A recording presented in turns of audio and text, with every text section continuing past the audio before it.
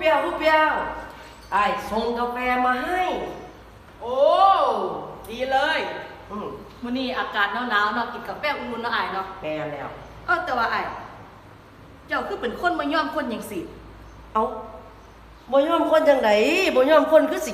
คนคือสิเอากาแฟมาให้เบิดโรงเรียนไอ้ตัวยอมผู้เดียวอยู่ในนี่ กะเจ้าบ่ยอมคนเดี๋ยวนี้เจ้าบ่ยอมคน บ่ยอมจังไดก็ยอมส่งกาแฟมาให้อยู่นี่เด้บ่ยอมจังไดน้องอยากก็ส่งมาให้กิน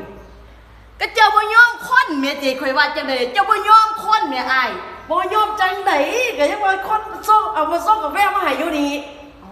เบิดโรงเรียนก็มีอ้ายตัวยอมคนอยู่ผู้เดียว เจ้าบ่ยอมคนเดี๋ยวนี้ บ่ยอมคนหยัง เนี่ยกาแฟนี่เจ้าคือบ่ยอมคนข่อยสิกินแล้วเด้เจ้าคือบ่คนเอานิ้วติส่งเดี๋ยวนี้ โอ้ยก็มาจังสั่นได้เนาะก็ว่าบ่ยอมคนก็นึกว่าบ่ยอมคนนี่ก็ส่งให้แล้วคนให้แล้วอันนี้น่ะนะ เอาเจ้าบ่ยอมคนเดี๋ยวนี้เจ้าเป็นคนให้ข่อยก่อน เอาสั่น โอ้ย เป็นคนให้สั่นโอ้ย เว้ย เฮ้ยเนาะ เจ้าบ่ยอมคนเนาะเว้ยอุ้ยอายก็ได้อุ้ยมีอายก็มีอายอยู่โอ้ยเมื่อย